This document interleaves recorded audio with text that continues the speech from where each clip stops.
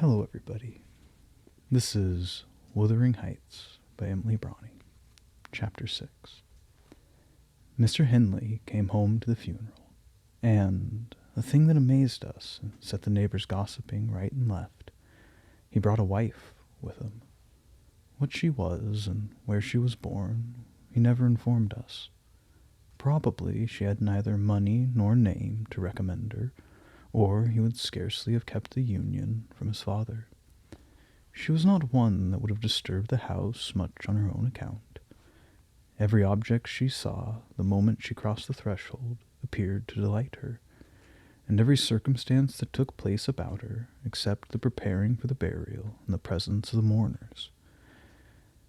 I thought she was half silly from her behavior while that went on. She ran into her chamber and made me come with her, though I should have been dressing the children, and there she sat shivering and clasping her hands and asking repeatedly, "Are they gone yet?" Then she began describing with hysterical emotion the effect it produced on her to see black, and started and trembled and at last fell a-weeping, and when I asked her what was the matter, answered she didn't know, but she felt so afraid of dying. I imagined her as little likely to die as myself. She was rather thin, but young and fresh-complexioned, and her eyes sparkled as bright as diamonds. I did remark, to be sure, that mounting the stairs made her breathe very quick, that the least sudden noise set her all in a quiver, and she coughed troublesomely sometimes.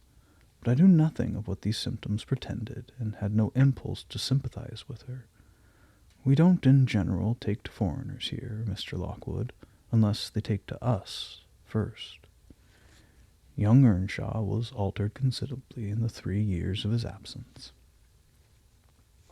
He had grown sparer and lost his color, and spoke and dressed quite differently, and on the very day of his return he told Joseph and me we must thenceforth quarter ourselves in the back kitchen and leave the house for him. Indeed, he would have carpeted and papered a small spare room for a parlor, but his wife expressed such pleasure at the white floor and huge glowing fireplace, at the pewter dishes and delft case and dog kennel, and the wide space there was to move about in where they usually sat, that he thought it unnecessary to her comfort, and so dropped the intention. She expressed pleasure, too, at finding a sister among her new acquaintances, and she prattled to Catherine and kissed her and ran about with her and gave her quantities of presents at the beginning. Her affection tired very soon, however, and when she grew peevish, Henley became tyrannical. A few words from her, evincing a dislike to Heathcliff, were enough to rouse in him all his old hatred of the boy. He drove him from their company to the servants, deprived him of the instructions of the curate, and insisted that he should labor out of doors instead, compelling him to do so as hard as any other hand on the farm. Heathcliff bore his degradation pretty well at first, because Cathy taught him what she learnt, and worked or played with him in the fields. They both promised fair to grow up as rude as savages, the young master being entirely negligent how they behaved and what they did, so they kept clear of him. He would not even have seen after their going to church on Sundays. Only Joseph and the curate reprimanded his carelessness when they absented themselves, and that reminded him to order Heathcliff a flogging, and Catherine a fast from dinner or supper. But it was one of their chief amusements to run away to the moors in the morning and remain there all day, and the after-punishment grew a mere thing to laugh at. The curate might set as many chapters as he pleased for Catherine to get by heart, and Joseph might thrash Heathcliff till his arm ached. They forgot everything the minute they were together again, at least the minute they had contrived some naughty plan of revenge, and many a time I've cried to myself to watch them growing more reckless daily, and I not daring to speak a syllable for fear of losing the small power I still retained over the unfriended creatures. One Sunday evening it chanced that they were banished from the sitting-room for making a noise or a light offence of the kind, and when I went to call them to supper I could discover them nowhere. We searched the house, above and below, and the yard and stables. they were invisible, and at last Hindley, in a passion, told us to bolt the doors and swore nobody should let them in that night. The household went to bed, and I, too anxious to lie down, opened my lattice and put my head out to hearken, though it rained, determined to admit them in spite of the prohibition should they return. In a while I distinguished steps coming up the road, and the light of the lantern glimmered through the gate. I threw a shawl over my head and ran to prevent them from waking Mr. Earnshaw by knocking. There was Heathcliff by himself. It gave me a start to see him alone. "Where's Miss Catherine?" I cried hurriedly. "No accident, I hope." "At Thrushcross Grange," he answered, "and I would have been there too, but they had not the manners to ask me to stay." "Well, you will catch it," I said. "You'll never be content till you're sent about your business. What in the world led you to wandering to Thrushcross Grange?" "Let me get off my wet clothes, and I'll tell you all about it, Nelly," he replied.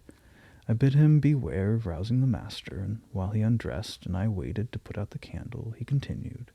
"Cathy and I escaped from the wash-house to have a ramble at liberty, and getting a glimpse of the Grange lights, we thought we should just go and see whether the Lintons passed their Sunday evening standing shivering in corners, while their father and mother sat eating and drinking and singing and laughing and burning their eyes out before the fire.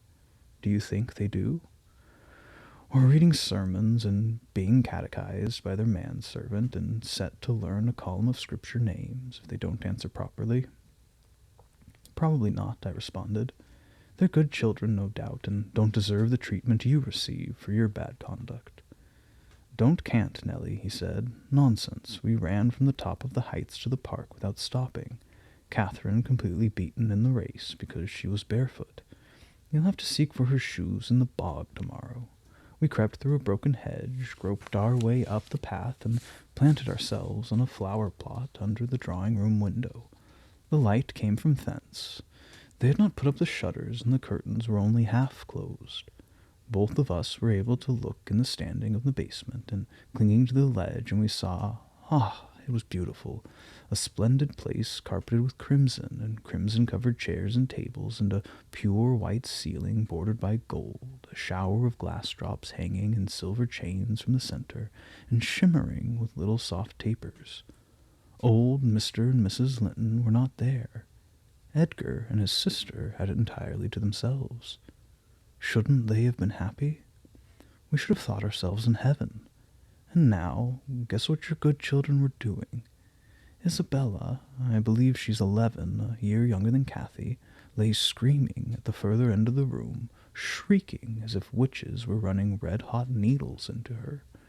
Edgar stood on the hearth weeping silently, and in the middle of the table sat a little dog, shaking its paw and yelping.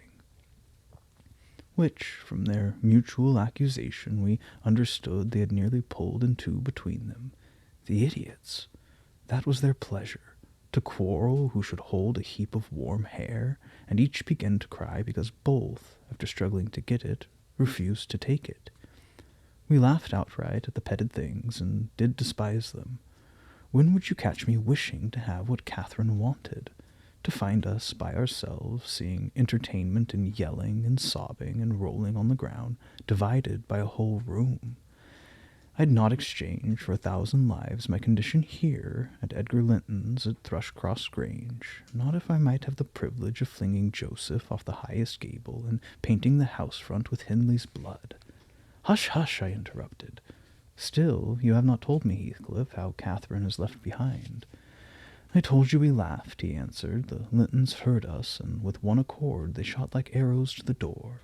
There was silence, and then a cry. 'Oh, mamma, mamma! Oh, papa! Oh, mamma, come here! Oh, papa, oh!'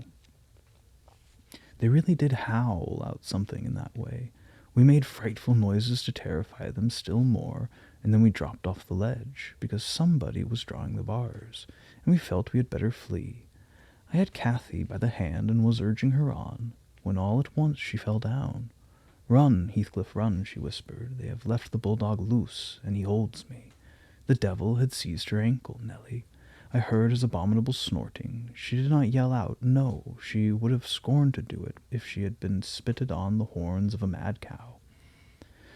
I did, though. I vociferated curses enough to annihilate any fiend in Christendom, and I got a stone and thrust it between his jaws, and tried with all my might to cram it down his throat. A beast of a servant came up with a lantern at last, shouting, "Keep fast, Skulker, keep fast." He changed his note, however, when he saw Skulker's game. The dog was throttled off, his huge purple tongue hanging half a foot out of his mouth, and his pendant lips streaming with bloody slaver. The man took Cathy up. She was sick.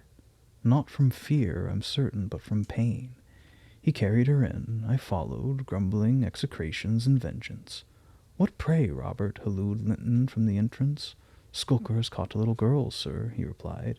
"And there's a lad here," he added, making a clutch at me, "who looks an out-and-outer. Very like the robbers were putting them through the window to open the doors to the gang after all were asleep, that they might murder us at their ease. Hold your tongue, you foul-mouthed thief. You shall not go to the gallows for this." "Mr. Linton, sir, don't lay your gun." "No, no, Robert," said the old fool. "The rascals knew that yesterday was my rent day. They thought to have me cleverly. Come in, and I'll furnish them a reception.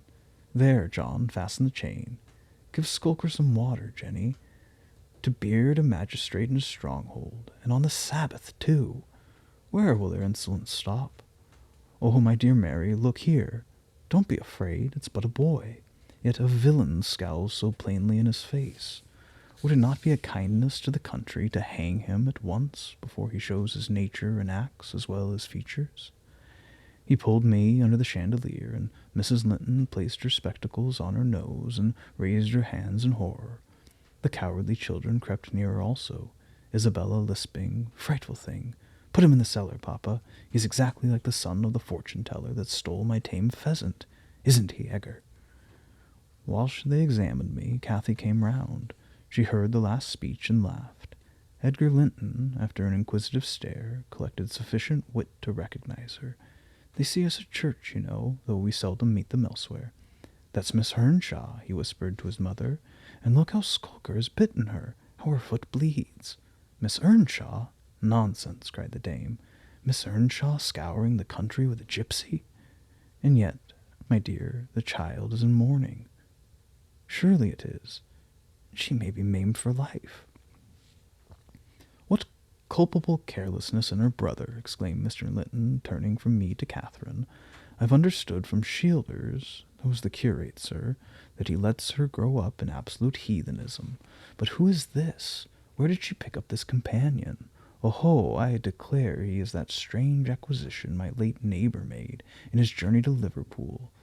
The little Lascar, or American, or Spanish castaway.